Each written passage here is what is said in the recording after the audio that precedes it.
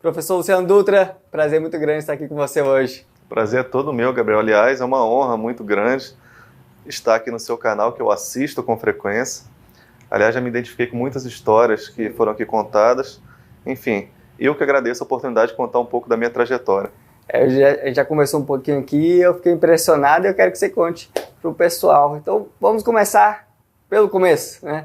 As origens. Quem é o professor Luciano Dutra? De onde você veio? Onde você nasceu? Como é que foi esse início da sua vida? Pois é, Gabriel. Minha realidade é a realidade da grande maioria dos brasileiros. Eu nasci no Rio de Janeiro e com 11 anos fui para Barbacena, Minas Gerais. Uma cidade pequena lá do interior de Minas, algo em torno de 150 mil habitantes. Lá no Rio de Janeiro, nós tínhamos uma vida simples, casa de 2 quartos, um banheiro, sem carro na garagem, sem telefone, estudantes de escola pública, a vida inteira na escola pública, inclusive as 2 graduações em Ciências Militares e Direito. Então o professor Luciano Dutra seguiu uma trajetória muito parecida com aqueles brasileiros que vêm de origem simples e, a partir de muito sacrifício, muito esforço, conseguem alcançar uma vida profissional estável. Como começou a caminhada no mundo dos concursos? É uma excelente pergunta, Gabriel. Eu vou me permitir começar lá do início, quando eu tinha 4 anos de idade. Lá em casa, somos meu pai e minha mãe. Meu pai, na verdade, já está no céu, olhando por todos nós. Meu pai e minha mãe, eu e o meu irmão, 2 irmãos.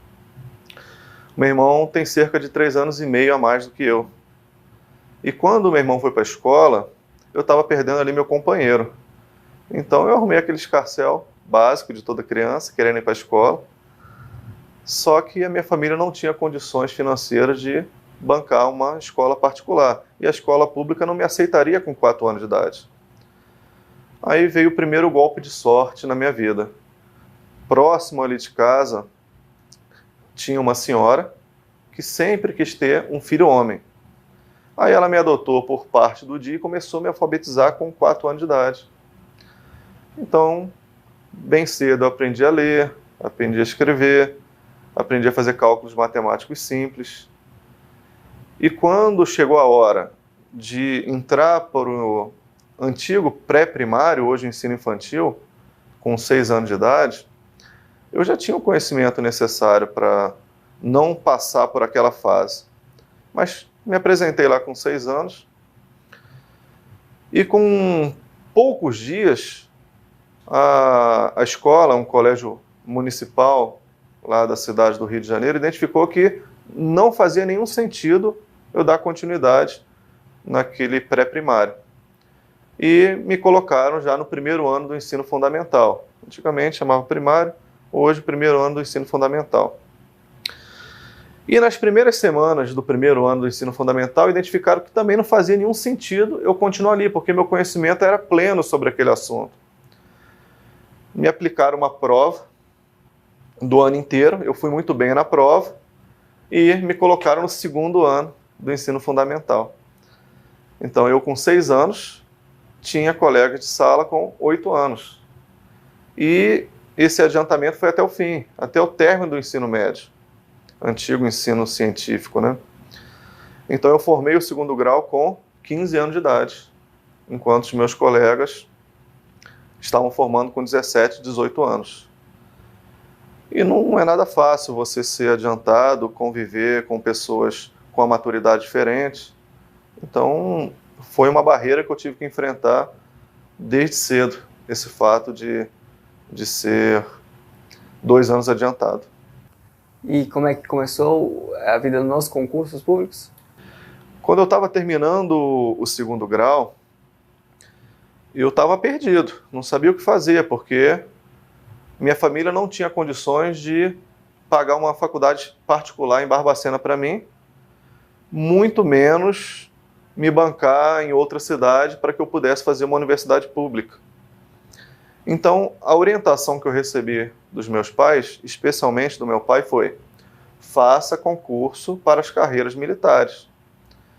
Então, como aquilo ali era a única porta que a vida abriu para mim, eu me agarrei naquela porta, fiz daquilo minha tábua de salvação e acreditei.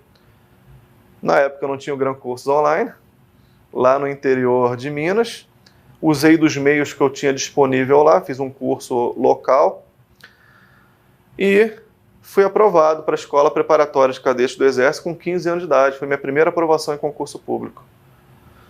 E foi meu segundo golpe de sorte na vida. Porque antigamente os concursos para SpaceX tinha divisão de vagas. Metade das vagas eram destinadas para alunos que faziam segundo grau nos colégios militares e a outra metade para ampla concorrência. E eu estava na ampla concorrência. Naquele concurso, especificamente, eu estou falando de 1992, os alunos oriundos dos colégios militares não conseguiram completar as suas vagas, não tiraram o mínimo na prova. Sim. Aí o Exército pegou as vagas e colocou para ampla concorrência. E nessa eu fui chamado, porque no concurso a minha classificação foi 528, então eu era muito excedente, eu não seria chamado. Mas como houve esse golpe de sorte, eu acabei sendo convocado e aos 15 anos de idade, literalmente de mala e cuia, eu me apresento em Campinas sozinho, eu e Deus. Meus pais me colocaram num ônibus, essa imagem nunca vai sair da minha cabeça. E aos 15 anos eu chego em Campinas para poder ganhar o mundo. E quando eu chego em Campinas, a sensação que eu tenho, que eu tive, é que eu era incapaz. Eu passei num concurso por um golpe de sorte, eu olhava meus colegas e não via pessoas, eu via extraterrestres, super-heróis, pessoas com capacidades sobre-humanas. E eu, uma pessoa ali com muita dificuldade, que passei por sorte. Mas aí, lá na SpaceX, a gente foi obrigado a fazer de novo o terceiro ano, para quem já tinha. Quem tinha passado depois do segundo ano do segundo grau, fez pela primeira vez o seu terceiro ano do ensino médio. Eu já tinha o segundo grau completo, repeti o terceiro ano. E ao término daquele ano, aquele menino que entrou como 699, como penúltimo, já era o 156 da turma. Só que, na verdade, eu me justifiquei da seguinte maneira. Não foi nada além do que eu deveria fazer, porque eu já tinha o segundo grau completo. Mas já foi uma subida considerável.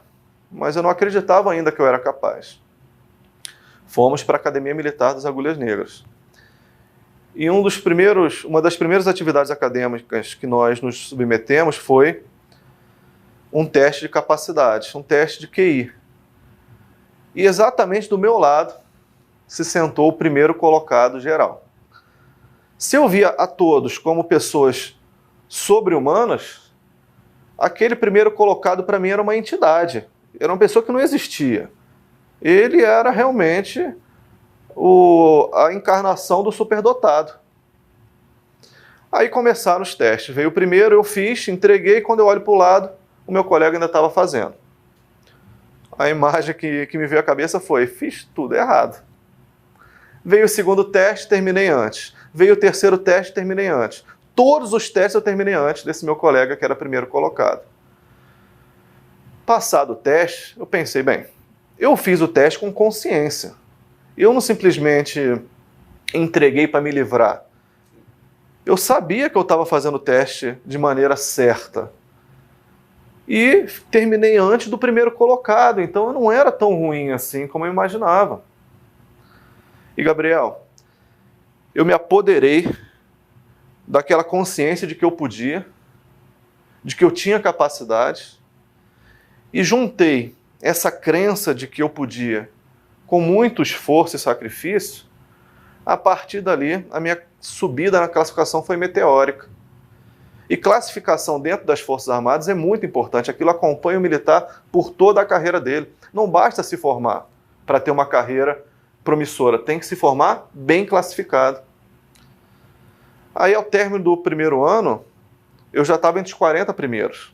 Aquele que tinha entrado com 699 e já estava entre os 40 primeiros ao término do primeiro ano da Academia Militar. Ao término do segundo ano, eu já estava entre os 20 primeiros. Aí no início do terceiro ano, a gente escolhe a nossa especialidade, que a gente chama de arma lá dentro. É como se numa universidade particular, numa universidade pública, civil, tivesse um curso básico e depois desse curso básico as pessoas escolhessem a sua formação. Eu quero ser médico, eu quero ser advogado, eu quero ser engenheiro, administrador de empresa. Mal comparando é isso. Então, ao término do segundo ano, exatamente no início do terceiro ano, como primeiro ato do terceiro ano, a gente escolhe a especialidade. E eu poderia ter sido o primeiro colocado em 3 dessas 7 especialidades. Eu poderia ter sido o primeiro colocado em Intendência, Material Bélico e Comunicações. São 7 especialidades, das 7, 3 eu poderia ser primeiro colocado. Então eu enxergava o meu amigo como uma entidade e pude ter sido o primeiro colocado em 3 das 7. O que me mostrou que todos podem. Aliás, é um lema aqui da casa, né? Sim, todo mundo pode. É um lema assim, sensacional. Aí, por opção, eu entrei para artilharia. Entrei para artilharia como 5º colocado. E ainda passei mais um colega dentro dessa formação como oficial de artilharia, terminando como 4º colocado. Numa classificação geral, com toda certeza, eu estaria entre os 15 primeiros, que saem entre os 10 primeiros da turma inteira. Eu não posso afirmar, porque depois que escolhe a especialidade para esse parâmetro geral, mas pela classificação do colega que eu passei dentro da artilharia, eu posso presumir que eu terminaria entre os 10 primeiros. Que vai ao encontro do que você me falou há pouco, né? Que quem passa, quem conquista, quem vence na vida são os medianos dedicados. Exato. Muitas vezes, quem é muito inteligente, que sai um gênio, não sei, às vezes também não é tão dedicado assim, porque tudo é mais fácil. Exato. E o mediano sabe que se ele não se dedicar, não vai dar certo.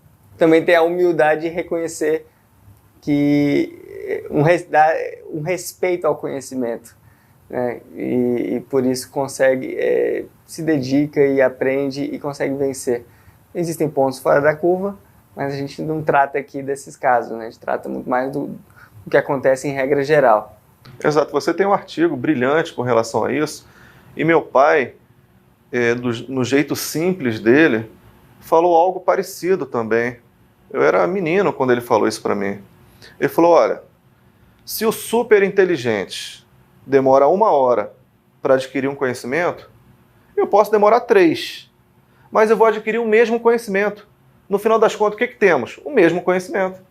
E para concurso público isso é muito válido, apliquei isso aí. Eu tinha um edital para cumprir.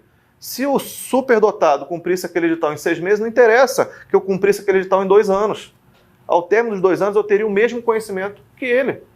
Teríamos as mesmas armas para a prova. Então, é um mediano dedicado que vai passar no concurso público, sem sombra de dúvidas.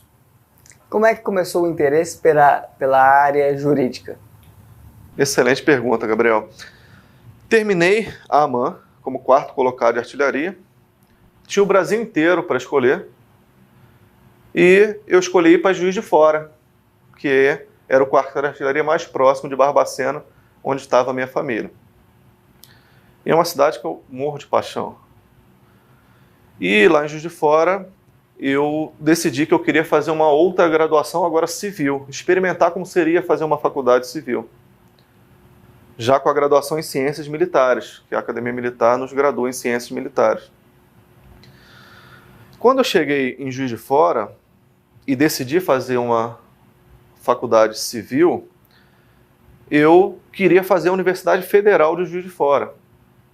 E dos cursos noturnos que existiam, o que me chamou a atenção foi psicologia, porque não tinha curso noturno até aquele momento de direito na Universidade Federal de Juiz de Fora.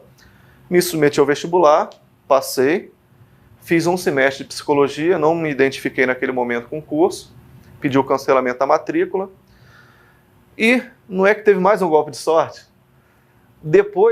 Logo depois que eu abri mão da minha vaga em psicologia, abri o curso noturno de Direito na Federal de Juiz de Fora. Estava lá eu de novo fazendo vestibular, passei, e durante o meu oficialato em Juiz de Fora, de aspirante até capitão, aspirante, segundo-tenente, meio-tenente, capitão, eu fiquei lá 7 anos como oficial. Durante esse intervalo, eu fiz a faculdade de Direito na Universidade Federal de Juiz de Fora, conciliando a vida de oficial do Exército recém-formado, que é muito intensa, com a vida de estudante da Faculdade de Direito, que também não foi nada fácil. E depois, já foi imediatamente para os concursos de analista? Esperou um pouco? Como é que foi essa etapa da sua vida? Quando eu terminei a Faculdade de Direito, no ano seguinte, eu me apresentei no Rio de Janeiro para fazer uma pós-graduação em Ciências Militares, que é uma etapa obrigatória na carreira do oficial. Ao término dessa pós-graduação, eu poderia tranquilamente ter voltado para Juiz de Fora, mas por opção eu resolvi vir para Brasília. E quando eu cheguei aqui em Brasília, eu já conhecia a cidade de passagem, nunca tinha morado, não tinha parente. Quando eu cheguei em Brasília, a minha experiência militar não foi boa. Aí eu preciso trazer uma história que não é muito glamurosa. Os meus 7 anos como oficial em Juiz de Fora, no cômputo geral, foram excelentes. Teve problemas? Claro, todo lugar tem. Mas, olhando o todo, foram 7 anos muito bons. Mas quando eu me apresento aqui no quartel, em Brasília, não foi nada agradável. Infelizmente, eu fui recebido por um comandante que não entendia que as pessoas são diferentes. Um militar, aos olhos dele, tinha que ser aquele militar que, se ele desse uma ordem, tinha que ser cumprida cegamente. E tem muitos militares que são assim. Se você virar para o militar, olha, tá vendo essa parede? Atravessa essa parede. Aí o militar vai dar cabeçada, vai dar chute, vai dar soco, vai atravessar a parede e vai chegar no outro lado. Eu nunca fui esse militar. Se a ordem fosse, olha, atravessa essa parede, eu ia olhar para a parede, ia observar que do lado tinha uma porta, que eu poderia abrir aquela porta e chegar lá do outro lado, sem ter necessidade de dar cabeçada na parede. E com os comandantes lá de Juiz de Fora, foi muito fácil mostrar esse meu lado de... Ponderação. Ponderação, obrigado pela palavra. Porque, para esse comandante aqui, essa minha atitude era tida como insubordinação. Então eu caí na esquerda do comandante mesmo. E ele me perseguia mesmo. A cidade era uma cidade... Brasília é uma cidade cara, especialmente para quem vem do interior de Minas. Juntou essa questão financeira com essa perseguição que eu sofri do comandante, aí eu comecei a perceber que eu poderia alçar voos mais altos. Já estava com o diploma de direito debaixo do braço e não estava satisfeito com o tratamento que eu estava recebendo aqui, porque eu me conhecia. Eu sempre me dediquei à vida militar. Eu era o 4º colocado da minha turma. Tem atividades que a gente chama de acampamento, onde a gente simula uma guerra. E lá na Academia Militar tem um exercício que é anual, que o militar é colocado no seu limite, literalmente no seu limite. E num desses exercícios, eu fui o destaque do exercício, andava com o que a gente chama de saci, com uma espécie de distintivo no uniforme que me destacava dos demais cadetes, por ter sido destaque nesse exercício que simulava uma guerra. Então, eu não era aquele militar que o comandante estava me pintando.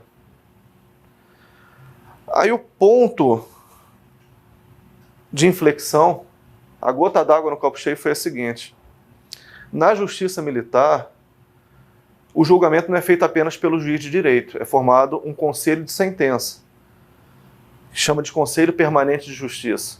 Tem o juiz de direito e mais 4 oficiais, que são escolhidos por sorteio. Eu fui sorteado para compor esse Conselho Permanente de Justiça. E ao término dessa jornada, que são 3 meses, a juíza auditora disse para mim que tinha pedido ao general-comandante militar do Planalto que desse para ela um capitão para ser assessor dela na Justiça Militar, que ela estava carente de um assessor. E já havia essa promessa de que seria dado um capitão e que ela queria indicar o meu nome, porque identificou que eu tinha um conhecimento diferenciado. Eu falei, de fato, doutora, eu sou bacharel em Direito. E o militar, para compor esse Conselho Permanente de Justiça, basta ser oficial, não precisa ter nenhum conhecimento jurídico. Ela perguntou, você topa? Eu falei, topo, claro que eu topo, eu vou conciliar 2 grandes conhecimentos. Os meus mais de 10 anos como militar e minha faculdade de Direito. Quando eu chego no quartel, depois dessa conversa com a juíza, eu fiz aquilo que eu aprendi no início da minha vida militar com 15 anos. Seja leal ao seu comandante. Então eu cheguei no quartel, mesmo esse comandante me perseguindo, mesmo ele não olhando para mim da forma que eu me identificava, eu fiz o que era certo. Fui até o gabinete dele, me apresentei e falei, comandante, eu fui convidado pela juíza auditora para ser assessor dela. E aceitei. Então, estou comunicando ao senhor para que o senhor tenha conhecimento imediato do fato. Reação dele. Que maravilha, tomara que dê certo.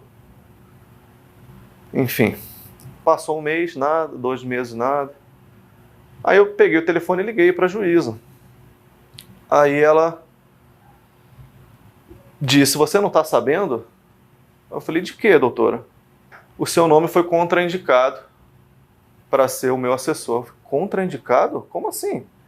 O seu comandante disse que você não tinha perfil para representar o Exército fora da força. Aquilo foi um choque. Eu cruzei o pátio do quartel. O quartel tem pátios grandes, onde são feitas formaturas. Possesso. Tomado de uma raiva assim que eu não me lembro de ter sentido igual. Eu ia lá, ia tomar satisfação e eu não sei o que eu faria. Aí cruzou um amigo meu que tem 2 metros de altura, que também saiu do Exército, estava desgostoso. Ele viu que eu estava ali transtornado. O bicho é imenso, me segurou com certa facilidade, me levou para o gabinete dele, e enquanto eu não me acalmei, ele não me soltou. E ele me mostrou que tomar satisfação desse comandante não ia resolver nada. Eu só ia me prejudicar. Então, naquele momento, eu começo a pensar em sair do Exército. Falei, não tenho perfil? Então tudo bem. Eu tento traçar minha própria trajetória fora do Exército. Só que esse mesmo comandante que me disse que eu não tinha condições de representar o Exército fora da força, me escalou para ser o presidente do inquérito policial militar. E encarei aquela missão da forma que eu sempre assumi todas as minhas tarefas, com muita dedicação. Chegou num determinado momento que o inquérito exigiu um conhecimento que eu não tinha naquele momento. Aí eu falei, não, vou me socorrer no Ministério Público Militar. Sim. De autorização ao comandante, me apresentei lá no Ministério Público Militar, expus a dinâmica do inquérito e falei, olha, estou numa encruzilhada, não sei como sair. E quem me atendeu lá não foi um promotor de justiça, foi um anjo que Deus colocou na minha vida. Esse promotor de justiça viu que eu tinha um conhecimento jurídico e perguntou, você não tem interesse de sair do Exército? Eu falei, doutor, já me passou pela minha cabeça algumas vezes. Ele, pois é, porque eu vejo que você tem conhecimento jurídico, você está fazendo direito? Eu falei, não, eu já sou formado em direito, pela saudosíssima Universidade Federal de Juiz de Fora. E ele tinha sido militar da aeronáutica, tinha passado por um problema pessoal dentro da aeronáutica, e depois desse problema ele decidiu sair e é promotor da Justiça Militar. Eu falei, doutor, mas é muito difícil conciliar a vida de militar e passar no concurso para promotor, para juiz, para advogado público, defensor público. Ele falou, não, faz o concurso para analista, vai abrir analista do MPU. Eu falei, doutor, mas eu vou andar para trás, eu sou capitão do Exército. Ele, bem, quanto que você acha que ganhou na lista? Eu falei, menos do que eu, claro. Ele falou, não é bem assim. Aí ele pediu para o analista lá imprimir o contra-cheque dele. Quando eu olhei o contra-cheque, o jovem lá ganhava mais do que eu. Aí eu vi, realmente, vale a pena traçar esse objetivo intermediário, sair de lá decidido. É isso que eu vou fazer da minha vida. Isso foi mais ou menos maio de 2006. Que é o que você fala sobre ter metas intermediárias para Exato. alcançar um objetivo fim. Você sabia que seu objetivo fim de ser promotor, procurador, ou algum outro cargo na área jurídica seria muito difícil naquele momento, mas que você poderia ir para analista, fazer um bom trabalho lá e depois se dedicar para outra atividade. Exatamente, a história da escadinha, né? Sim. Então eu identifiquei no cargo de analista meu primeiro degrau na área jurídica. De fato, ele tinha razão, abriu o concurso de analista do MPU no final desse ano de 2006. Então, mais ou menos maio de 2006 eu tomei a decisão, comecei a estudar em maio de 2006. Conciliando com a atividade militar. Conciliando com a atividade militar. Que é uma dificuldade que as pessoas têm muito, que elas falam que conciliar trabalho e estudo. Como é que você fazia? Eu chegava em casa por volta das 6 horas e todos os dias, fazia chuva, fazia sol, cansado ou morto, porque cansado era o mínimo, eu estudava todos os dias de 7 às 11 da noite. Que é o que eu sempre falo, que é muito mais importante ter constância a ter picos de dedicação. Exato. As pessoas se dedicam ali, se animam, né, com um projeto, seja ir para uma academia, estudar, aí estudam 8 horas, 10 horas que seja, por 1 ou 2 semanas, depois não conseguem mais e não adianta muito. Muito mais importante ter uma constância, uma regularidade por um período de tempo mais extenso. Exato. E foi isso que eu fiz. De 7 às 11, todos os dias, eu me dedicava para estudar para analista do MPU. E no final desse ano de 2006, abriram 3 concursos. TSE, TRF e MPU. E eu, obviamente, me inscrevi nos 3. A diferença de tempo entre um concurso e outro era cerca de 1 mês. Aí eu fiz o primeiro, que se eu não me engano foi o TSE, não tive nem a redação corrigida, não tive aquela classificação mínima para ter a redação corrigida, fiquei lá na rabeira. 1 mês depois, TRF da primeira, mesma coisa, não tive a redação corrigida. 1 mês depois desse concurso, eu fiz o MPU, que era o meu objetivo, e eu acertei 90% da prova. Eu vi, eu estou aprovado. Saí de lá assim, depois que eu vi o resultado, literalmente chorando, porque identificava naquilo ali a minha alforria. Eu estava aprovado e realmente fui aprovado, não dentro das vagas, eram 30 e poucas vagas só, mas todo mundo sabia que naquele concurso para analista processual do MPU ia chamar muita gente, tanto é que chamou perto de 500. Sim, é uma tradição do MPU, né? Exato, chamar muito. E eu fui 120 mais ou menos. Com 6 meses já estava nomeado, tomei posse e fui designado para o Conselho Nacional do Ministério Público. E pouco tempo depois já estava convidado para ser assessor de um conselheiro. Aí fiquei 1 ano com esse conselheiro, depois mudou a composição, que me indicou para um outro conselheiro, e eu continuei como assessor de conselheiro lá. E depois outras portas se abriram, né? Se tornou professor, autor, hoje dá aula para o Brasil inteiro, né? Eu acho que isso é uma outra satisfação que talvez você nem esperava ter, né? No momento Exato. que fazia esses concursos, que buscava essa liberdade maior, maior remuneração também, que não deixa de ser um fator importante. Hoje, como é que você se sente? Realizado? Totalmente. Como é que é a atividade, tanto na advocacia como professor? Não, totalmente realizado. Sou plenamente satisfeito com o cargo que eu ocupo. E esse ano, em dezembro, eu faço 10 anos como advogado da União e consegui hoje me colocar onde eu queria dentro da AGU, que era trabalhar junto ao Supremo Tribunal Federal. Como professor de Constitucional, é muito bom trazer a experiência dessa lida diária dentro do Supremo para as nossas aulas. Então, hoje eu defendo o presidente da República no Supremo Tribunal Federal e muitos dos assuntos que eu trabalho dentro da AGU, eu trago para dentro das aulas, sobretudo para as carreiras jurídicas, né? Então, sou plenamente satisfeito com o cargo que eu ocupo como advogado da União e digo que a minha cachaça é dar aula. é uma coisa assim que eu não quero abandonar nunca, que é a minha verdadeira paixão, que eu não sabia que eu tinha. Só que eu acho que é uma coisa de sangue também, porque o meu pai, ele dava aula de matemática, o meu irmão é professor formado de matemática com mestrado e dá aula de matemática, e eu não sabia que eu poderia também dar aula, até que logo depois que eu passei para advogado da União, olha que curiosa essa história, eu encontrei um amigo meu no aeroporto aqui em Brasília. Esse amigo meu é meu colega de turma de artilharia na AMAN e já tinha sido aprovado para CGU, para a Controladoria Geral da União, já estava trabalhando lá. E ele me viu no aeroporto, e aí, Luciano, como é que está a sua vida? Cara, eu sou analista do MPU, só que eu já estou aprovado para advogado da União. A posse está próxima aí. Ele, cara, você não quer dar aula, não? Eu falei, como assim dar aula, cara? Ah, eu estou coordenando um curso aqui em Brasília, um curso presencial. Vamos lá dar aula. Eu falei, poxa, eu não tenho perfil. Ele falou, o quê? Se eu te contar uma história, você não vai acreditar. Eu falei, diga. Você lembra aqueles resumos que você fazia para as provas na AMAN? Eu lembro. Ele, pois então, você sempre dormiu cedo, de fato, eu adoro dormir.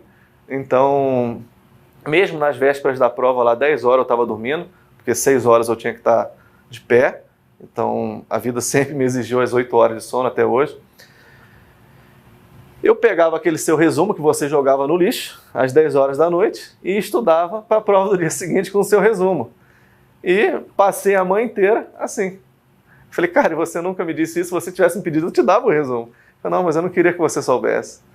Então, ele identificou que eu tinha uma capacidade de compilação grande, porque com os resumos que eu fazia, ele conseguia ter um êxito na prova. Então, ele falou, cara, você tem total perfil para ser professor de cursinho, que é pegar aquela gama de conhecimento, sintetizar, né? Sintetizar e trazer realmente o core, o coração da matéria, que é aquilo que o aluno precisa para passar em concurso. E dito e feito. Isso foi próximo do Natal. Eu estava no aeroporto justamente indo para Minas Gerais passar as festas lá com a família. Em fevereiro eu já estava dentro de um cursinho aqui em Brasília e pronto.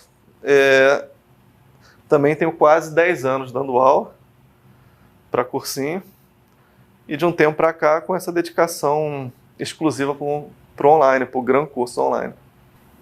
E outro fato curioso é que tudo isso só aconteceu, você só se tornou advogado da União, só se tornou professor em razão daquele comandante, talvez injusto, né, com quem você tratou anteriormente. Então você tem que agradecê-lo quando possível, porque ele abriu muitas portas para você. E é o que eu sempre falo para as pessoas, que é uma questão de perspectiva. Você pode olhar a situação por uma ótica do problema ou da resolução.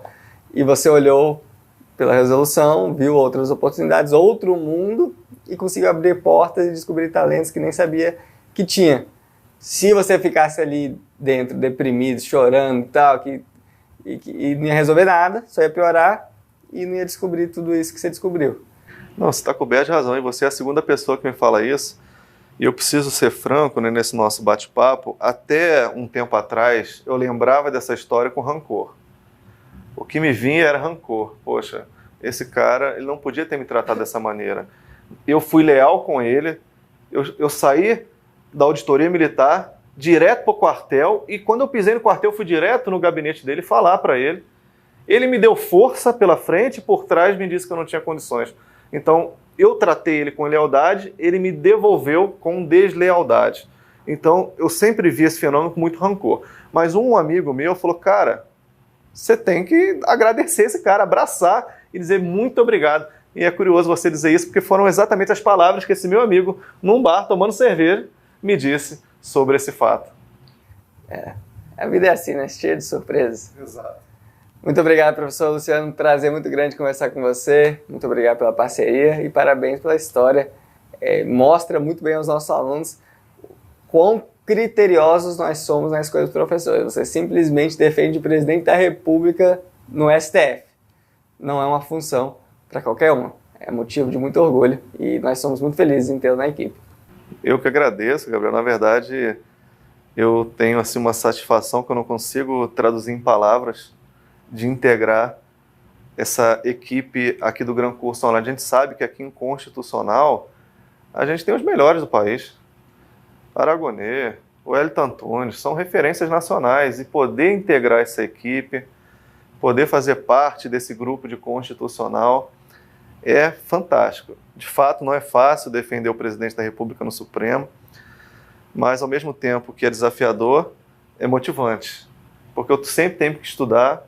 Eu tenho ali minha biblioteca particular com mais de 40 obras de Constitucional, então eu busco a teoria para aplicar na prática, lá na minha atuação junto ao Supremo, e pego aquela prática e trago para nossas aulas a título de exemplo, que é uma das melhores formas de fixar o conteúdo, né? Situações práticas. Então, é desafiador. Então, aproveitando o espaço, eu agradeço a você, ao Rodrigo Calado, a todos que integram essa brilhante equipe do Gran Curso Online por me permitir estar aqui dentro, e espero conseguir entregar o meu melhor para, acima de tudo, mudar vidas. Mudar vidas, por meio da educação. Exato. Que é o nosso mote. Exato. Muito obrigado, professor.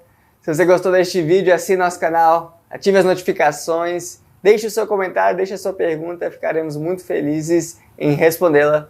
Muito obrigado e até a próxima semana, até a próxima entrevista. Fique com Deus. Até mais.